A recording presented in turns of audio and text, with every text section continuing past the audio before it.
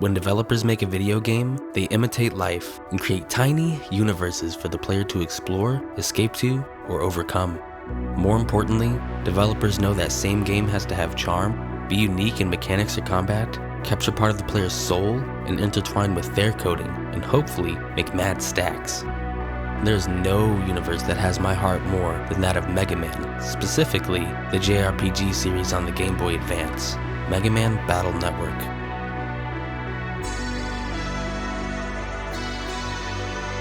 Players can spend many hours, even days of real time inside this world, saving it from cyber terrorists, collecting all the battle chips, and reading every single damn text box. But for some people, it's not enough. They have to know everything about every glitch, every result from the random number generator value, and what affects it, for the sake of speed. Perhaps spending way too much time to save so little. This is the world record history of Mega Man Battle Network, any percent.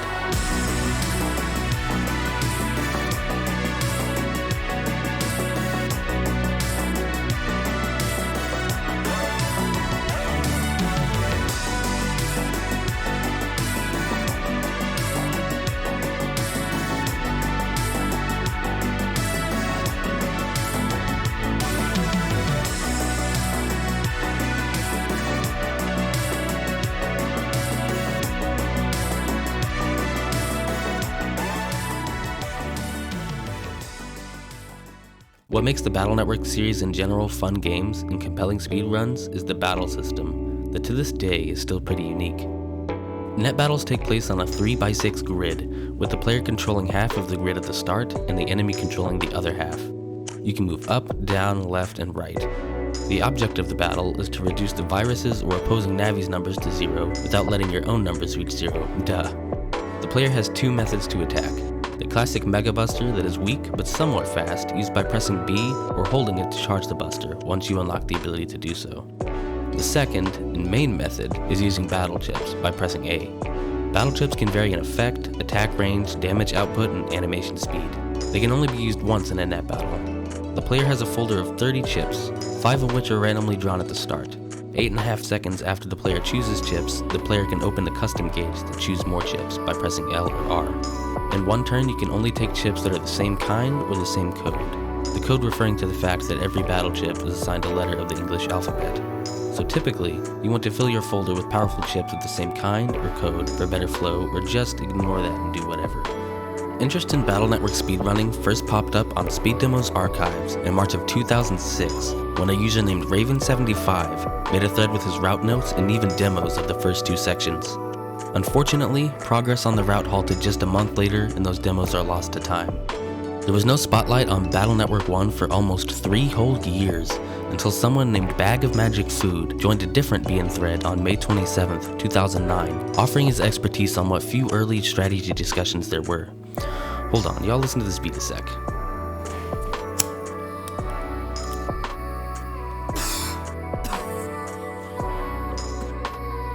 Bag of Magic Food was working on a tool-assisted speedrun of the US version, or TAS for short, which uses software to create a theoretically perfect speedrun, and he would post some of his findings in the SDA thread, including a way to skip a scripted fight, and potentially even the final boss. You didn't hear that from me. On July 3rd, 2010, Bag of Food would release his amazingly long, detailed, and long TAS notes on tasvideos.org, with the video dropping the next day.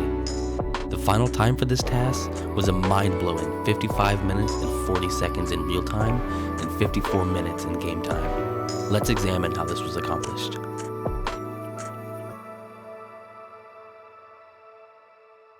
Mega Man Battle Network runs at 60 frames per second. In the overworld, you have 2 movement speeds, walking and running, which is done by holding the B button. Because of the isometric viewpoint, running horizontally or vertically moves the avatar across 2 pixels per frame, or ppf. When running diagonally, you also move across 2 ppf horizontally, but only 1 vertically. Walking only moves you across 1 ppf in any direction, so obviously, running is the most common way to get around. When the player changes direction, the avatar will stop for 1 frame. If you run into a wall at an acute angle, Man or Mega Man will continue to face the direction held, but move parallel to the wall, meaning you can save some turn frames when possible. Also, running horizontally through an exit from the side is slower, as proper vertical movement cuts the distance needed to get to the next area. Now, like any good JRPG, these games have random encounters. You can only get an encounter as Mega Man when on the internet or in any computer besides your own. Bag of Food found that an encounter triggers when you are running on randomly chosen frames within frame clusters. These clusters were 32 frames of running apart, or 64 walking. One way to avoid virus battles was to stop running before they would happen, but a more efficient way was soon discovered. By pressing the A button on a frame before a battle would start, Mega Man would not enter the battle nor lose time stopping. Further testing proved he could also make needed encounters happen by pressing A on certain frames, along with movement delays. An acquaintance and mentor to Bag of Magic Food, Kirk Q, would create 2 scripts. The first stopped all random encounters from happening, helping optimize task movement, and was especially useful for item pickups. The second involved finding the positions of all the battle chips as they were loaded into battle. They were able to see what folder slots the game had chosen, an array of numbers between 0 and 29. Random testing with these scripts proved 2 things. The game checks if you are on an even or an odd frame when entering the fight.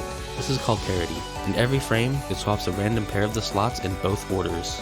Using all of this knowledge, Bag was able to predict what chips would show up in what virus battle, which only happened when Bag needed them to, and separately, take control of the busting rank system, which helps dictate what rewards you receive from the battle, either battle chips or zenny. This cemented the idea of encounter manipulation. Before getting into the grid of the route, we need to take note of 2 progression gates. The first time Mega Man is judged, it's about whether or not he has collected 60 different kinds of battle chips in the library. 10 are already in the library at the start of the game, and 5 you can't avoid collecting during the story, leaving runners with 45 chips to gather before reaching the gate.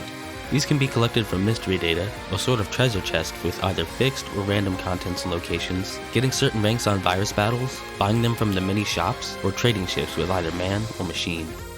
The other progression gate is based on Mega Man's level. In this game, there are no experience points. You start at level 1 and must raise it to at least 30 by finding 3 different kinds of items. HP memories, which increase the player's max HP by 20 and level by 1. Power-ups increase the buster stat of your choosing, either attack, rapid, or charge. These increase your level by 3 when equipped. The last item is armors, which half the damage taken from their respective element, double damage taken from their counter element, and boost your level by 6. So throughout the run, players will have to route what fixed mystery data to pick up for zenny or chips, and potentially go out of their way to look for random mystery data in order to get through these gates. Bag started the run by picking up the Personal Terminal, or PET, Mega Man's cyber prison, and leaving the house for school, skipping breakfast. At school, the tutorial is forced upon us, a series of 3 virus battles. The first 2 battles have fixed chip draws, while the third has a randomized draw. Bag manipulated a 3-cannon draw on the last fight, which is the perfect draw for the 3 Metars. Land goes home to find a repairman working on the home's network and then must help Glide, our friend the Eyes Navi, find a missing program in Internet 1. Bag only stopped for 2,000 zenny total from 2 random mystery data and to trigger Internet 2's denied entry dialogue, which saves us an unnecessary trip. Finding the program and talking to Glide and Yai's computer gets us the first unavoidable battle chip, Spreader Eye. At this moment, Land's oven bursts into flames, as the previously mentioned repairman, Mr. Match, was actually a member of the cyber-terrorist organization, World 3. This brings us to the Oven Comps, the game's first dungeon. The gimmick here is to simply put out flames that block Mega Man's path with an item called the Ice Block. The Ice Block can only be used 7 times on 7 fires. A forced encounter at the start of the comp yields a Metguard G battle chip. The Steel A chip is also gotten from a random mystery data for later use. Bag manipulated 4 swords for the Fireman boss fight and deleted him in less than 7 seconds. It turns out the World 3 are looking for specific programs for some unknown reason, and the first of these was found right in our home oven. The next incident involves a part-time teacher with great hair named Higsby, a World 3 re-education program, and a 30-volume encyclopedia. To get through the classroom dungeon's many doors, you need to enter the correct 2-digit code. Some of the doors have fixed codes whose answers are found in the real world, and most of the doors are seemingly random. The numbers range from 0 to 99, giving 100 possible solutions. The random door's numbers count up by 1 every frame until you choose to enter the passcode. The game tells you what digits were wrong, so you were able to guess from there. So Bag of Magic Food gets through the first 2 areas, picks up a Quake A chip from a fixed mystery data, and an HP memory is land. For the Numberman fight, Bag nipped 2 cannons, a Quake, and the Steel on turn 1. On turn 2, he drew another Steel to get in Numberman's face and 4 swords to finish him off. After school, Land stops by Mel's house to get a Recov 50 chip that is needed in order to fight Dex and Gutsman. We need to fight Gutsman to get access to 93.33% of the internet and to get to Area 2 to fight Stoneman, who is blocking the Metro line. Bag manips 5 swords, the exact amount of damage necessary to delete Gutsman, and gets a Gutsman G battle chip as a reward. On the way to Stoneman, he gets another 2000 zenny and buys 2 power-ups from the merchant. Bag also manips a single fishy encounter and gets a Dash G chip. At this point, a very powerful attack has been unlocked, called a Program Advance, or PA for short. By choosing certain chips with either the same code or chips in alphabetical order, they will combine into this stronger attack. In this case, Medgar G, Dash G, and Gutsman G combine to make Guts Shoot, an attack that does 500 damage. Bag equips the 2 power-ups into the attack stat, and Buster Stoneman down to 500, then uses Gut Shoot to delete him in under 10 seconds. And by the way, this is where the Delete Stoneman category ends. When getting a ticket for the Metro, it is generally a few frames faster to buy the ticket to your next destination upon arrival. Lan is now able to use the Metro to visit his dad at the government complex, however he is in a meeting. We leave a message and pick up @dad to get to deeper parts of the internet later. He does make up for wasting our time by sending an email with 4 levels worth of power-ups inside, which Bag collects along with @mail and a crossgun C chip. The next day, we find every last drop of water is gone, and a child in Lan's class has gone missing. So we go to the waterworks in the government complex to see what's up with the water, where we run into this dude named Chode. Lan steals his dad's ID to get to the pump room where Lan talks to Freud, the head water dude, and steals an HP memory from someone's locker. Lan's told to piss off, so we wait in our dad's office until everyone leaves for the day, and we jack into the waterworks comps. It appears as though there is no water due to a frozen pump. This has created ice in the area. If the ice is stepped on, Mega Man will slide uncontrollably in the direction he was facing until the ice ends. There are also faucets in this comp. Because Mega Man doesn't like getting his toes wet, he will have to turn these faucets to either stop the flow of water or start it, which is necessary to melt some ice to move forward. Interacting with these faucets also helpfully resets our step counter to 0. A bit after we jack in, we run into Proto Man, Chode's Navi. We'll be seeing this dude later. Continuing through the comps, we get to the Polar Bear Virus boss fight. This is where the boss skip found the previous year is done. There is a trigger line that starts this battle, and by opening a submenu twice, the game thinks the battle has already been fought, but you unfortunately don't get the reward money. At this point, we unfreeze the water pump and assume we fixed the issue, but you know what they say about assuming. We return to ACDC Town to be certain, only to find the water has been turned to what appears to be grape soda and is unhealthy to consume. Chode informs us the issue was really with the water filtration system, and that we have interfered with the plant's ability to fix the issue before the water was sent to the public. So we have to go back to the waterworks to see what the real issue is. At this time, Yai calls us and informs us that the missing child is Freud's son and was abducted by the World 3 and used for blackmail. So we rescue the son and get a faucet handle to progress through the waterworks comps. Back inside, Bag used clever positioning to skip a large ice puzzle. At the end of the dungeon, we face Iceman, Freud's Navi. Bag manipped 5 swords, killing Iceman at 7 seconds. The next day, Mel invites us to go shopping in Dintown for a present for Yai, as it is her birthday. To get to the next scenario, we gotta go to this antique shop and duel Miyu's Navi, Skullman. Again, Bag manipped 5 swords to dispatch him in 10 seconds. Defeating Skullman gives us access to deeper parts of the internet with Miyu's link. Lan soon discovers that Mail is trapped on a runaway bus and the traffic lights are glitching. This brings us to our next dungeon, the traffic comps. This dungeon is split into 5 separate jack-in points, one for each of the 5 areas of Dentown.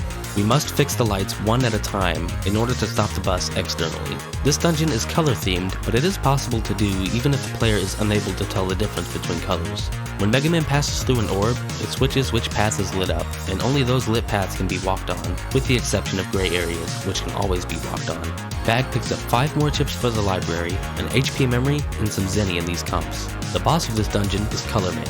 Bag of Food manips a high cannon to save some time walking around the dummies, and uses the Gut Shoot PA to kill Color Man instantly. The bus comes to a smooth stop, and all is right for the next 12 hours or so. Back in ACDC, we deliver Yai's present, and as a small token of thanks, in return, we get a whopping 10,000 zenny. Our next destination is in the government complex again, where a party is being held underground for the Scilab employees and their families. At this party, all the power has allegedly been turned off, the doors locked, and oxygen flow to the room is ceased. Lan escapes this room and jacks into the control panel, which brings us to what is casually the worst dungeon ever made in any video game ever, the power plant comps. As Mega Man runs through this area, he steadily loses the ability to recover his HP after battle. Each notch of the PET's battery represents 1/10 of his total HP that he is able to regenerate. This normally isn't an issue in speedruns, however, because runners shouldn't lose more than 4 bars. We must navigate across invisible floors that are littered everywhere, and some even overlap, which makes casual runs just a pain for some. In addition to this, there is a battery insertion puzzle, in which you must find a certain Mr. Prog who gives you a set of batteries that need to be placed in certain slots that power colored bulbs to light the path forward. Luckily, the placement of the batteries is the same every game, so with practice it shouldn't be too bad. On the way to Elecman, this dungeon's master, Bag acquires 3 more library chips and 7,000 zinni. At the end of the PB comps, we discover that Elecman has been hoarding all the power. Mega Man tries to fight, but realizes that Elecman can recover all of his HP as many times as he likes. This fake battle can still go quickly by dealing at least 50 HP before Elecman moves or attacks, and as long as he isn't stunned by an attack that does more than 90 damage. This battle ends after Elecman regenerates his HP 3 times. Land shuts down the main generator and the real fight ensues. Again, Bag manipulates 5 swords to appear, deleting the boss in under 10 seconds. Right after this net battle is a fight with Chode and Proto Man, who are tired of us showing them up. A gut shoot draw immediately defeats Proto Man in less than 2 seconds, before he even has the chance to realize what hit him. Land turns the generator back on and everybody continues eating finger sandwiches like nothing ever happened.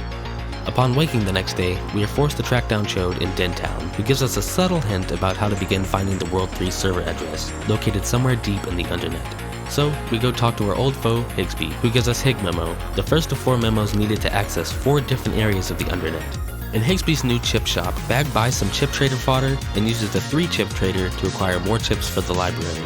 On the way to use Miyu's link, he stops to buy 5 HP memories and 2 more chips. Going through the Hig Memo door forces a virus sub-boss. Bag of Magic Food manips swords, wave, and the high cannon.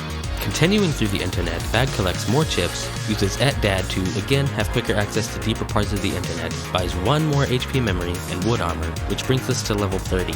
Back at Higsby's shop, Bag gets 7 more chips from the chip trader and goes to Scilab to get the second memo from this scientist. The third memo is locked behind the first progression gate, which again checks if we have 60 chips in the library. It turns out that the third memo is kept by our teacher Miss Mari's sister, Miss Yuri. Miss Yuri teaches summer school in Dentown, so Bag skates over, faces this small child in a battle of epic wits, with the 60th and final chip needed to get past the first progression gate and gets Yuri memo. The fourth memo is locked behind the second progression gate and is held by this geezer. With all 4 memos, we jack into Dad's computer at Scilab and head to the World 3's server address, only to be met with Bomb Man. Bag uses a fire sword to detonate one of Bomb Man's bombs, and another gut shoot PA, deleting him in less than 6 seconds. As Bomb Man explodes, he destroys the link to the World 3 headquarters, forcing us to go to the real world location. Luckily, Bomb Man left the World 3 address, so we know exactly where to go, which I've never understood. Is that like their mailing address? The World 3 has now acquired the 4 elemental programs they were looking for in order to build the life virus and delete humanity off the face of the planet. Higsby has been taken by World 3 for treason, but has left a special Metroline pass on the counter where just anyone could have taken it. As it turns out, there is a secret Metroline under the school that leads directly to the World 3 headquarters, so off we go to the final area of the game. Here, there are 5 locked doors that require us to go through a variation of each of the previous dungeons. In the fire dungeon, a program gives us fresh ice blocks to use. Bag actually chooses to use 1 more than is required in order to use a shorter route.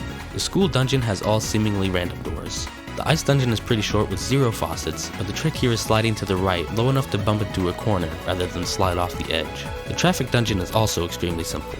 The power plant dungeon doesn't have any battery insertion puzzles, only invisible floors. At the end of this dungeon, however, is the save point of no return, as well as a fight with Magic Man, Yahoo Snappy. Bag again manipulates a gut shoot, high cannon, and a thunder 3, deleting Magic Man in 3 seconds. After this, it's only a short walk to the life virus, where the totally big secret comes out that you can indeed skip the final boss using the same exact trick we used on the polar bears in Iceman's comps. The final cutscene plays and the credits roll. 55 minutes and 40 seconds. Even with such an amazing task, and all these cool strategies that were found, no one would touch Battle Network 1 again until May of 2013, a whole 7 years after the first SDA thread was made. Enter PrismaticBlack. Prismatic was working on an offline segmented run with a final time of 1 hour and 53 minutes in game time. The next month, Prism started live streaming on Twitch and uploading his personal best to YouTube, but like with many old records, they have been lost to the cruel mistress of time. On SDA, Prism did state a real-time run of 2 hours, 18 minutes, and 24 seconds on July 1st, and on July 12th, a time of 2 hours, 6 minutes, and 27 seconds. Just 5 days later, on the 17th, PrismaticBlack posted a new time to a new website, mmbn Leaderboards. This was the first sub 2 hour run, sitting at 1:58.23. Even better than that is that this run is actually watchable. This run was a recorded offline run that was then broadcast live. On the third tutorial fight, Prism only drew one cannon. Because Prism couldn't stop encounters from happening, manipulate the viruses that appeared, nor the chips that were drawn, he had to hope he just got lucky. In the beginning of the run, Prism was after shockwaves, even resetting if he didn't get one. Also, the only way to run from random encounters in this entry is by using the escape battle chip, so they were essentially mandatory. Prismatic left Internet 1 with only one Shockwave K, which he immediately puts in the folder. In Oven Comps, he acquired one more Shockwave K and again immediately puts it in. After another edit, Prism starts the Fireman fight and uses 2 mini bombs, 2 swords, and a cross gun to delete Fireman in 23 seconds. Before going to bed, Prism stopped by Yai's telephone for 1000 zenny, Mail's computer for an HP memory, and her keyboard for @mail, and the recovered 50 needed to fight Gutsman. In the keyboard, Prism also gets another Shockwave K and a Quake 1A. At school, he grabs an Escape H from the back of the library. Inside the network, Prism immediately does a folder edit, adding in the previously mentioned chips. In Area 2, he goes out of his way for 800 zenny, getting an extra virus encounter as karma. Because Prism couldn't manipulate the random number doors, he would have to guess, always starting with the number 55. Prism would also get another Shockwave and 2 more Quakes, one from a virus encounter and the other from fixed mystery data. He deleted Numberman in 49 seconds. Outside school, Prism jacks into the car for an HP memory and goes to fight Gutsman, taking a full minute to delete him. On the way to Stoneman, Prism fights Fireman V2 for his chip, eating 43 seconds. He also buys 2 power-ups from the merchant and puts them towards his attack stat.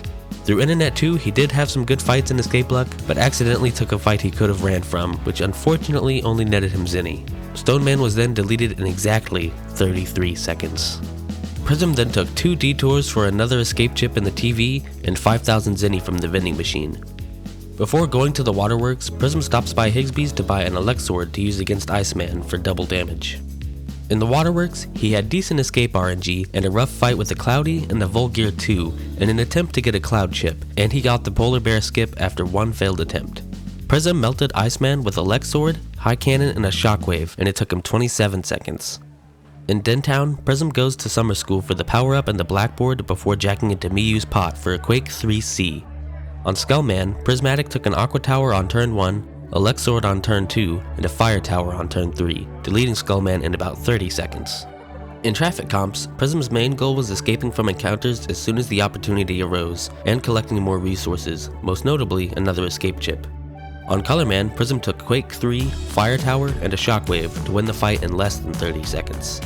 He does collect the 10,000 zenny from Yai and takes 2 more detours. The first to Mace's cart for Trisphere J, Calcium, and to Freud's office for another chip, more zenny, and the World 3 pin, which is necessary to get past certain gates on the internet. In a Lekman scenario, Prism gets the HPMM and the recycled PETs before going into the power plant comps.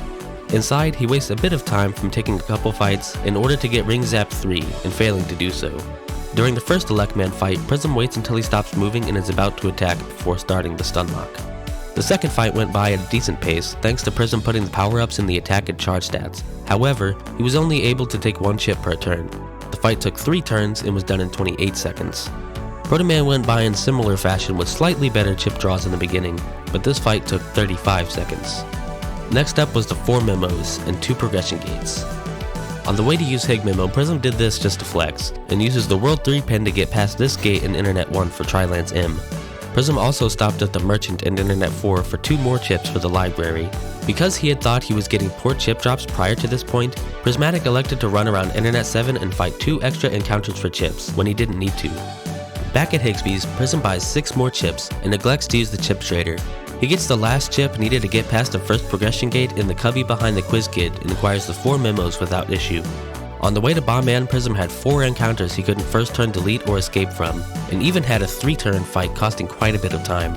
Bombman was defused in 46 seconds. At the World 3 home base, Prism got through the ice block puzzle using 6 ice blocks and with kinda rough escape luck. In Comp 2, he wasted 20 seconds trying too many times on the first number door. The ice puzzle and the traffic puzzles went pretty smoothly. He wasted a good chunk of time in the power plant comps though. He had a rough first hand on the Magic Man fight, took a good bit of damage in turn 1, saw that Magic Man had summoned a cloud virus and immediately resets. Trying again, Magic Man was deleted in 35 seconds. In the final comp, Prism got one encounter, which he was able to escape from on turn 2, and got the LifeAura skip, bringing the first recorded RTA run of Mega Man Battle Network to an end, a 158.23. On July 19th, 2013, Prism posted this run to the SDA thread stating, "Hopefully a challenger wishes to come along and try to take the record from me someday." In early October of that year, PrismaticBlack got his wish, in the form of a Peruvian runner named Mr. Dragoon.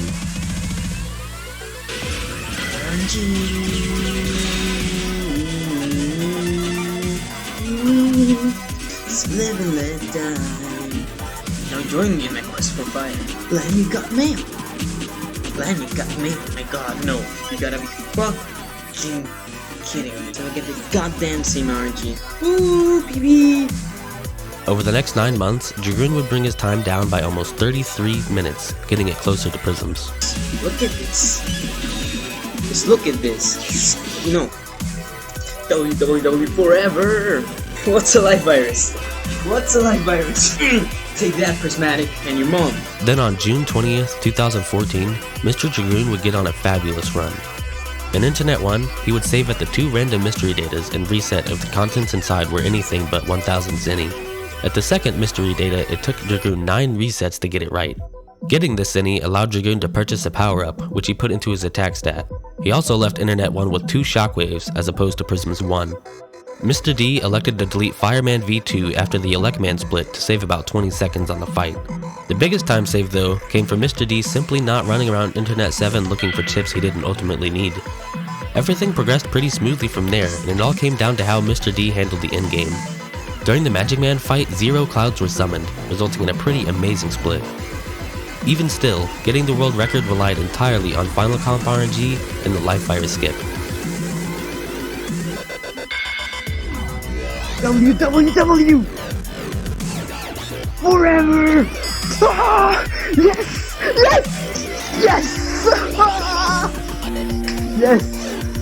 Ah! He had gotten the world record by just 24 seconds. Satisfied, Mr. Dragoon would retire from Battle Network.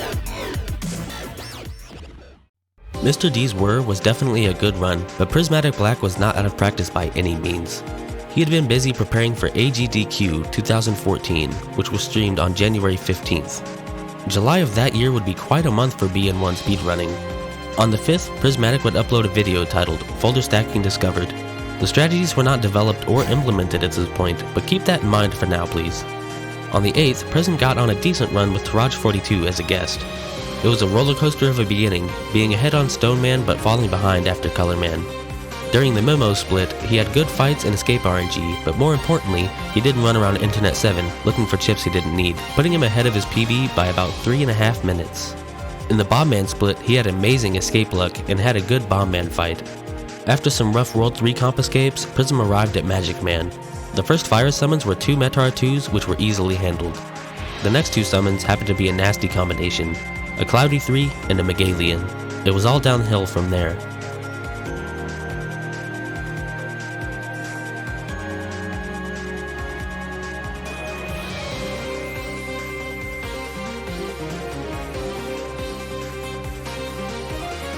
The next attempt was also quite difficult, but Prism just barely pulled through, taking over a minute to delete this asshole.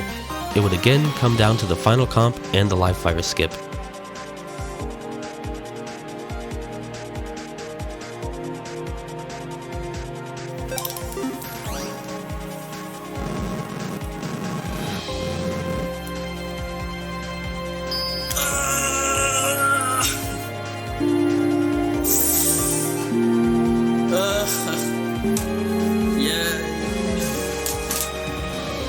I thought you missed it with that reaction. No.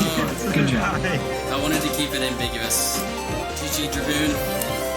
Come back later. 6 days later, Prismatic would take a minute and a half off that time, bringing it to 1 hour 55 minutes and 22 seconds.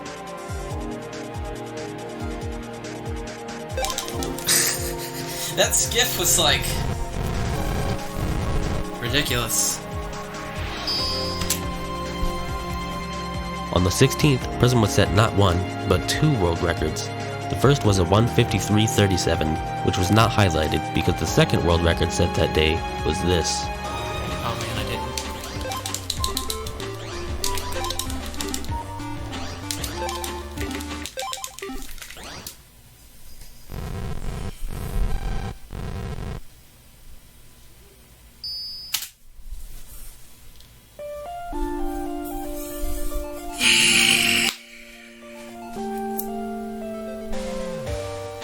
The 150 is Wow, dude, I hate you so much. 2 world records in one day. Who the fuck are you, dude? Who the fuck are you? And you're complaining your time isn't good. What's wrong with you, dude? Say No, I'm happy about What's it. wrong with you? 150 Like, is pretty much real. Insane time, dude. God, 150 is so insane. real. 150 is so real. On the 23rd of July, 2 notable things happened that are relevant to this progression. Taraj42 would submit his first run of BN1 with a time of 2:28.36, which is pretty alright, but trust me, this dude, going places. The second thing was that TL Plexa, a Golden Sun speedrunner who is currently dominating the boards, found a method to get perfect random mystery data locations in Internet 1.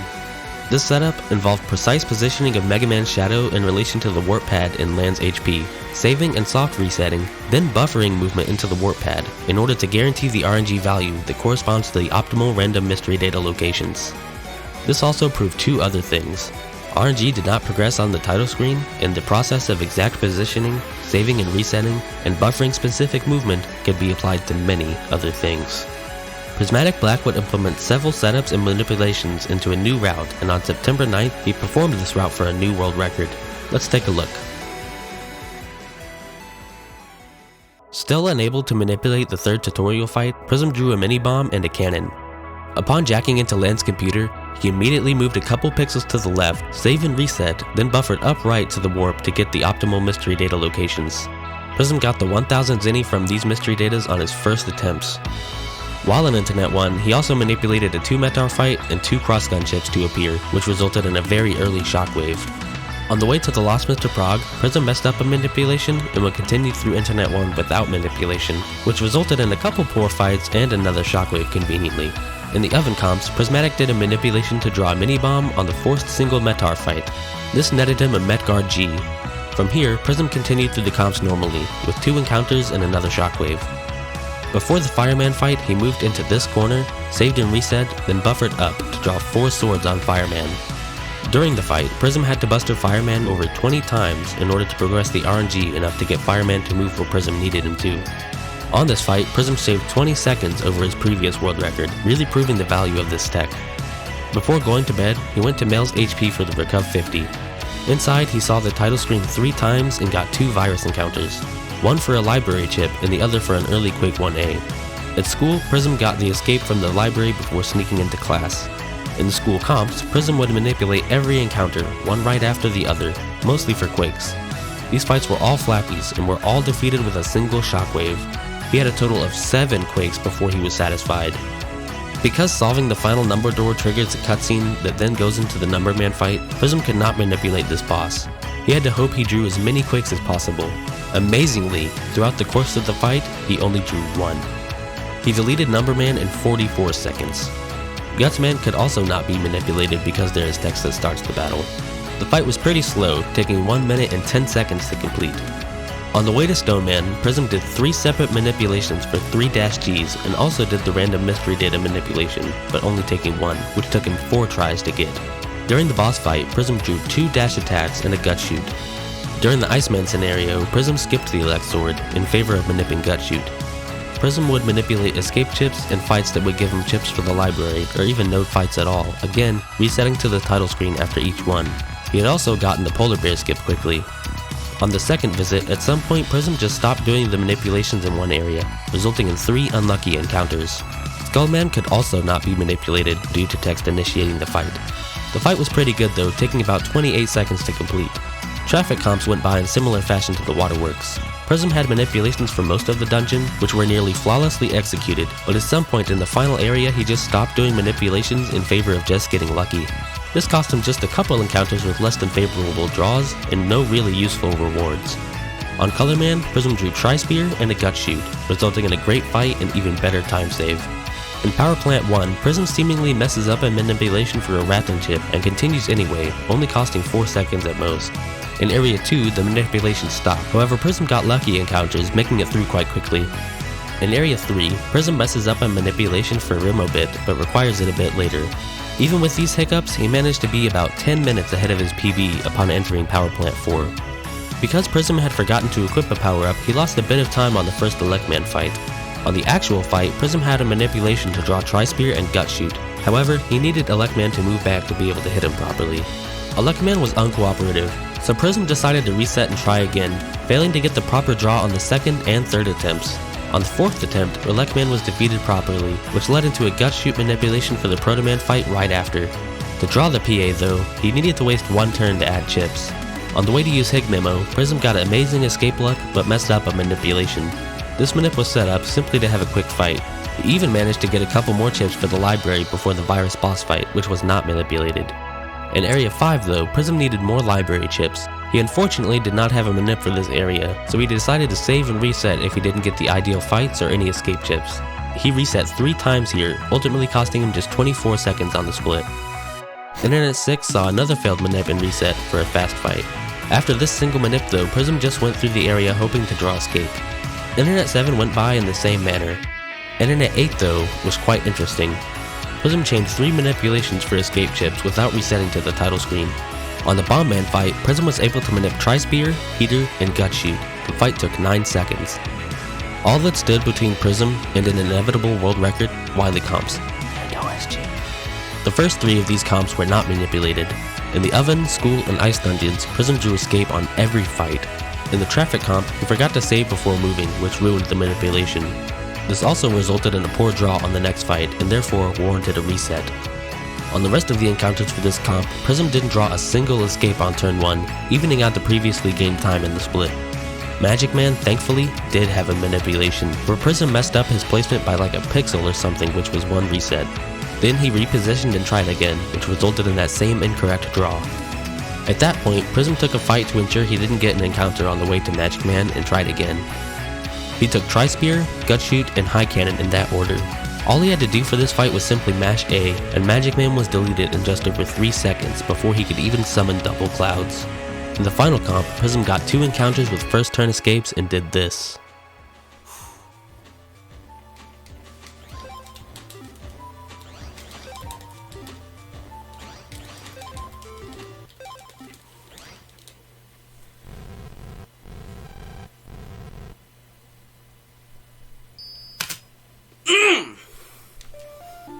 One, 4, 5, 5, 6.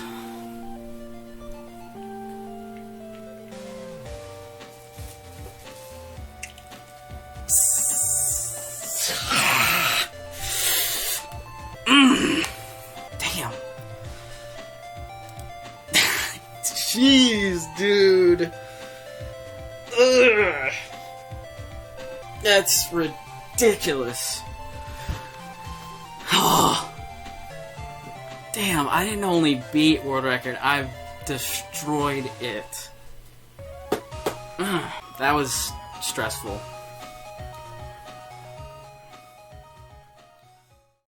It was truly a groundbreaking record, and with a lot of potential time save to boot. On December 3rd, Prism would absolutely smash this world record by 8 seconds.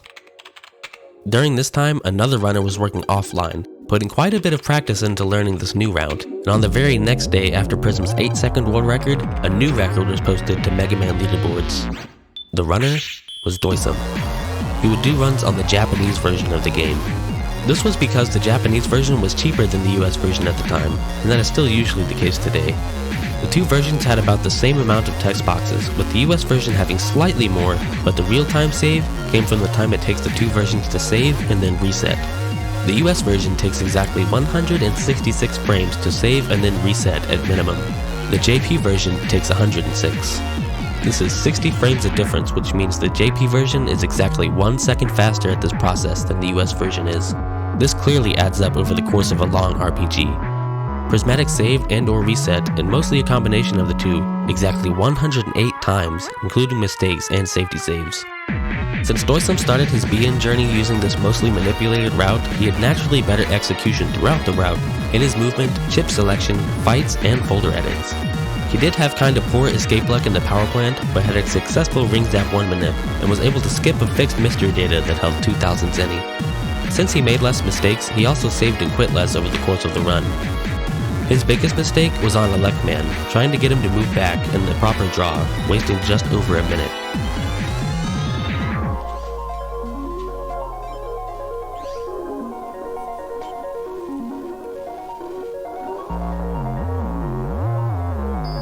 Nice.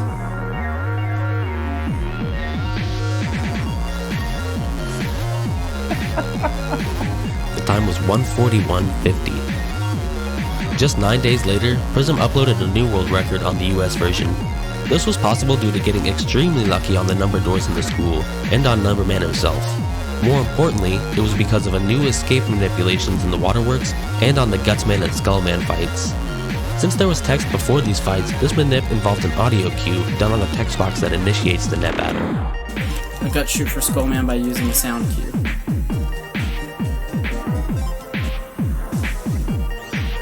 And we got it.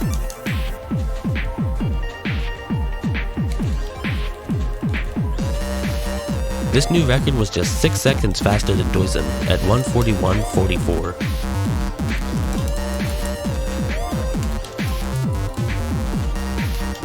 I can't believe this.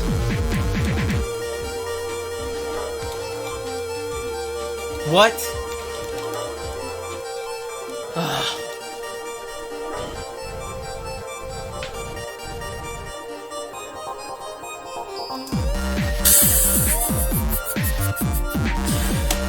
Sorry, Doison. 9 days into 2015 would see Prism take another 3 minutes off the record. This was done by using new escape manipulations, getting amazing luck throughout the run, and by performing the most clutch LifeAura skip ever. Fortunately, our busts are really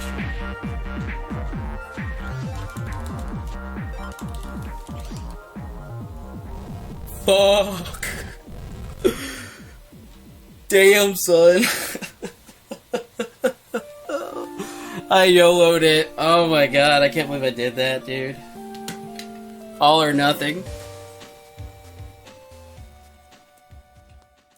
Soon after, Prismatic would finally get his hands on the JP cartridge, and took the record down 2 times before January was up. The first was a 1:35:32 on the 21st. The second was 1:34:50 on the 30th. It was obvious that Prism wasn't easily beaten. He had gotten record after record and always came back for more. The community knew that to beat Prism, the game would need to be rerouted from scratch. That's exactly what Taraj42 did for over a year with help from a BN6 runner then named Methodical, starting in June of 2014, and on September 17th of 2015, a new record was set on the US version that was entirely manipped. There were 116 resets, including execution errors. It was an offline recording that was then live-streamed simply for commentary purposes with Prism and Method in the voice chat. This new route was extremely aggressive about chaining and counter manipulation, attempting to cut out the number of resets and introducing way more wiggles. This could be done through numerous different ways, like for example, the third tutorial fight was now manipulated. This was achieved through moving just a few extra chips in the first folder edit, save and resetting at decks, getting through the text and cutscenes at a specific time, and would depend on the actions taken during the second tutorial fight. Taraj would tank 2 hits and busted the Metar down to 20 HP. This manipulation was for a 3 cannon draw on the 3 Metars, but he drew 3 mini bombs, the parity draw, which is pretty acceptable, just a bit slower. Taraj skipped the perfect GMDs in Internet 1 for the power-up since he didn't need it at that point. He left Internet 1 with 3 Met Guard Gs, taking 4 encounters total. In the oven comps, Taraj chained an escape draw from the fixed Metar fight. He would also save and quit more frequently in this area in order to skip virus encounters. This was actually a bit slower due to the number of resets, but it does cut out a lot of randomness from this comp. Another manipulation was for Fire Tower, which is useful on later fights. On Fireman, Taraj did a different manipulation for the 4 swords and he only had to buster Fireman once as opposed to Prism's 20. After the fight, Taraj went straight to school rather than to Mail's house because he didn't need as many quakes. He had 4 quakes before the Numberman fight. One of these was from the fixed mystery data, where he did mess up the movement, causing a reset. A new Numberman fight manipulation was also found by Methodical. This involved a visual cue from the background. You would need to solve the Numberman door and then press A on the final text box that starts the fight right as the 0 is starting to appear and measure before the song loops. Then Taraj went to Mail's for the Recup 50. There was only 1 encounter here and therefore only 1 reset. The movement required was quite strange and specific, a testament to how crazy this run was getting. The Gutsman manip was changed slightly, resulting in a really good fight. On the way to Stoneman, Taraj got 3 dash attacks. We'd also cut out the vending machine for the 5000 Zenny. There was also a different manip for the Tri-Spear chip, which was faster but just not as funny. Waterworks 1 only had 1 encounter manip, which was for escape. Taraj would have many smaller mistakes in the Iceman split, which cost him over a minute of time loss before the Polar Bear skip. Taraj was also not as used to doing the skip, so he spent some time trying to get it, but for a good reason. Now, once I recognize that I got it, I enter the folder menu once, and then I save and reset. If I save and reset into the trigger, this allows me to start the cutscene and immediately move once I regain control. I don't have to watch the cutscene and then save and reset. The Stoneman folder edit carried Terra through to Iceman, meaning he was able to cut out a whole folder edit. And then this is, so you have to deliver an email, and it's a really short distance, but there is a chance you get an encounter, so I run to this corner, read the email, and then I actually go to the networking menu, because networking and save will both ask you to save, and since networking's closer, that's one less input on the menu. I want to make an emphasis here that every setup I do has a full contiguous window, be it like 10, 15, 20 frames. So as long as you get your timing right, everything is consistent. If you mess the timing up though, that's on you. I wasn't shown anything and I never am, and it makes me sad. In traffic comps, Terra had smooth manips for Heater G and Aqua Tower G. The run would progress in similar fashion, cutting out resets and chaining encounters, making sure to only take fights he needed to for library chips and for quick escapes. Terra would only need 3 chips from Higsby, getting the rest from encounters. Back in Internet 1, Terra bought 2 HP memories and 2 power-ups to make up for his lack of levels and continued through the Memo split.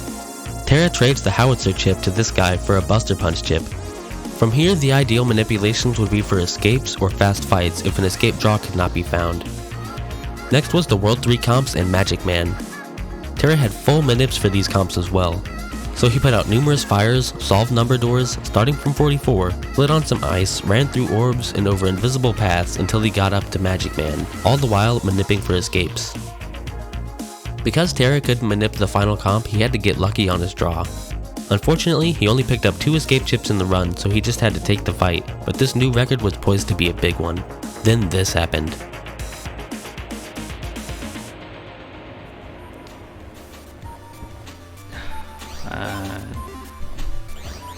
Going for the skip.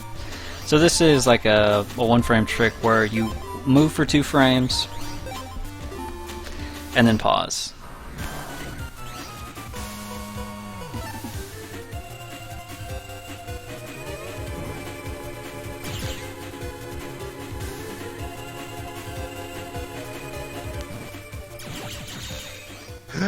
Oh no.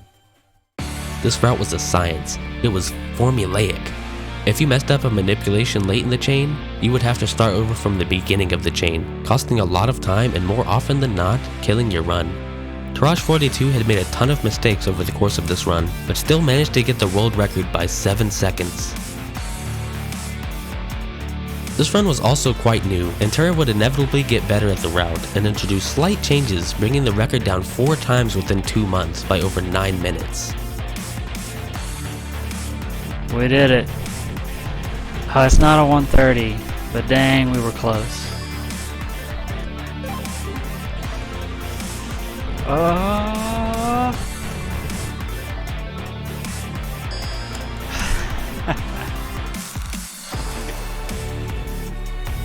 His final record was set on November 18th. He had a more consistent setup for the 3 cannons on the 3rd tutorial fight. He also changed the Internet 1 manips to include 3 encounters for a Dash G and 2 Medguard Gs. In the Oven comps, he used a new manipulation to only get 1 encounter in Oven 1. In the School comps, Terra went for another encounter in Area 1 for a Quake instead of going for the fixed mystery data, and he also started his numbered doors with 43 instead of 44.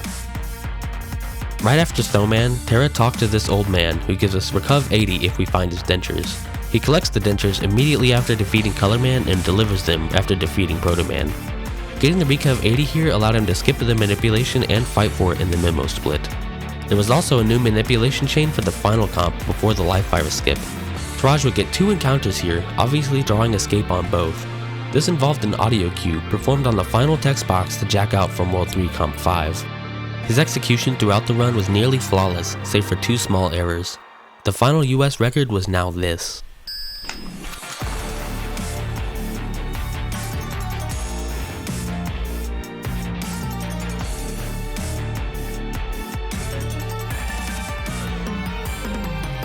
The big time save using this route now would obviously come from performing it on the Japanese version.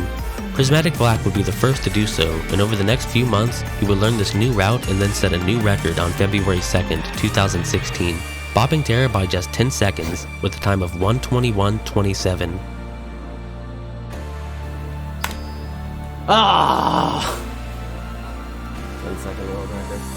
Prism would get more consistent with this route and would bring the record down 2 more times. The first was 1 hour and 23 minutes exactly on the 12th. His next and final world record, please come back, Prism, was submitted on the 25th of February. This was the time.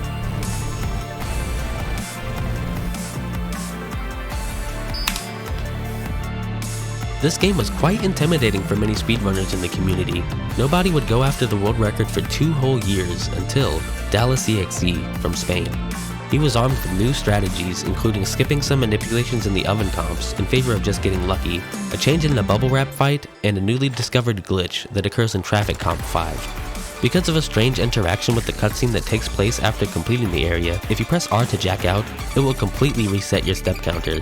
This allowed Dallas to skip all the manips for this comp and thus had to change the final manip of Area 1, because he no longer needed the Aqua Tower. He did not perform the final comp manipulation, risking poor encounters, and was ultimately punished. The time was 1:22:13, just 4 seconds faster than Prism's world record. Unsatisfied, Dallas would continue to go for the perfect run. This time, he had a different manip for the rocket comp for only 1 encounter.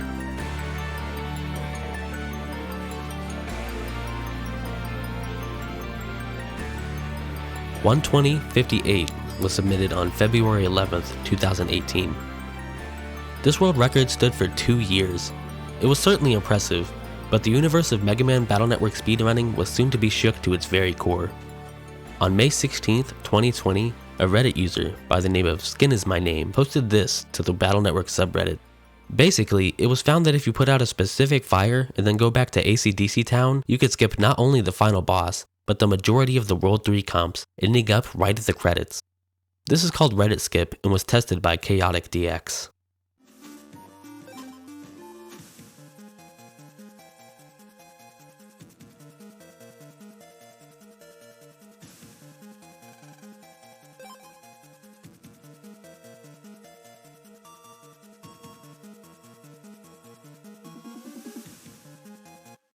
We did it, boys!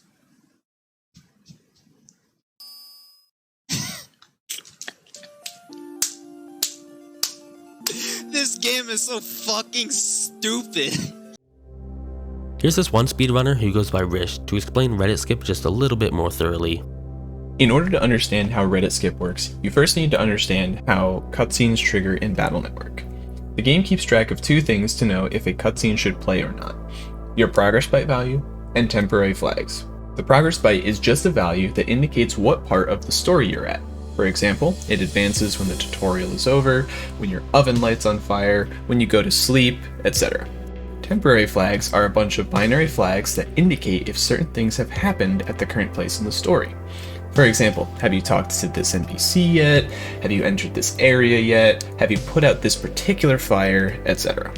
Reddit skip works because you're on the final progress byte value, and you put out a fire that uses the same temporary flag as the one used to trigger the final cutscene before the credits. So basically, you're at the right part of the story, and the temporary flags line up correctly, so when you enter AC/DC Town, the cutscene will play to trigger the credits, and that is how Reddit skip works. This was a massive potential time save, but interestingly, no one would go for the record for 2 months. The first person to do so was DallasEXE. He was a bit rusty on the run, but he was able to get the first sub 120 time at 1:17:27. Footage does not exist of this run, but Dallas kept getting better and would take the time down to 1:15:10. He had made a small mistake on the Electman fight, and so he continued until he was satiated. On November 20th, 2020, DallasEXE got this time. Haha! Nice, dude. 27 seconds time. That for being one is pretty good. That, folks, is pretty damn good for being one. Woo! It would be a year before anyone was crazy enough to go for the record. One of the top BN speedrunners, Rish, started learning any percent on January 13th, 2022. He had one run on the board from many years ago. That time was 3 hours and 31 minutes, putting him dead last. Rish had set a goal to be top 3 in every Battle Network game, starting with BN1, and soon he got his personal best down close to Dallas's. Rish did have a couple changes to the route though. On the number doors, he used the new guessing algorithm found by CyberElf Elpizo. CyberElf found that 33 is the optimal starting number. One of 16 numbers to work every time, if done properly. 33 was chosen due to it being the fewest starting inputs. On a side note, coincidentally, 33 is called the master teacher number. He also cut out a network save and a reset during the email delivery to roll. Before the month was up, there was a new record, which is absolutely insane. 1 hour, 14 minutes, and 36 seconds, set on the 30th. Rish knew the time could go lower though. On February 16th, Rish was doing some offline attempts and then broadcast this new world record to Twitch on the 17th. Wow, world record, wow. The next world record was also not submitted, but it was performed by Terragoomba, who is an absolute legend in the BN community. That time was 1:10:44, almost 3 whole minutes of time was saved. Let's see how it was done by taking a look at the next world record, also set by Terragoomba. He had many minor optimizations to some existing manips in the beginning, mostly cleaning up movement. In the Numberman split, he was able to cut out one soft reset. Interestingly, he started his seemingly random number doors with 43 rather than 33. Goomba had a different Numberman fight manipulation, which saved some time spent waiting to get the proper draw. But this fight was about 3 seconds slower than Rish's. On the way to Stoneman, Goomba messed up 2 manips. This put him neck and neck with Rish at Stoneman. From here, he was very adamant about skipping resets and encounters entirely. He took out 3 resets and skipped an encounter before the Polar Bear skip by having specific movement. On the way to Iceman, he took out 7 resets. So very quickly, we can start to see where this time save comes from. In Colorman, Goomba took out 7 more resets and skipped 3 escape encounters. In the Power Plant, Goomba was only able to cut out 1 reset and an escape encounter due to the complexity of the movement in these areas. Up to the Armor Merchant, Goomba took out 2 escape encounters and 1 reset, getting the rest of his library chips here. He acquired his final chip from the cubby behind the Quiz Kid. At this point, all encounter manipulations would be for escapes. So on the way to the new final boss, Rish had 7 resets and 7 encounters. Goomba had 5 resets and absolutely 0 encounters. Just look at this. Up to the Reddit skip fire, Goomba cut out 1 encounter. The final time was this.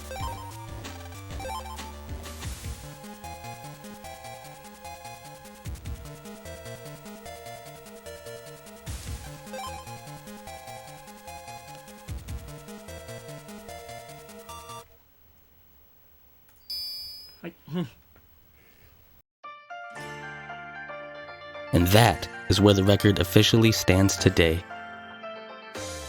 The history of Battle Network 1 speedrunning is long and storied, but it doesn't end here. There is still potentially a lot of time to be saved. Briefly, this might involve looking at the random buster particles to determine the exact frame you were on, and then reroute based on this. On further optimization, DalexEXE said this. Battle Network 1 and 8% should be able to get really crazy with long manipulation chains. Imagine this, if you jack in once, save and reset once, and then you have a very long chain of manipulations that say get up to the boss. That will of course make the game very punishing, but if you want to push the category in the game, that's how you do it. Rich beat the world record within a couple weeks of learning, and Terragoomba proved there is plenty of time to be saved. It'd be extremely difficult to beat these runs, but it can and will be done, eventually. Who will it be? If the idea of speedrunning the Battle Network and Star Force series sounds interesting to you, then please join the Team BN Discord for resources as well as other great BN content.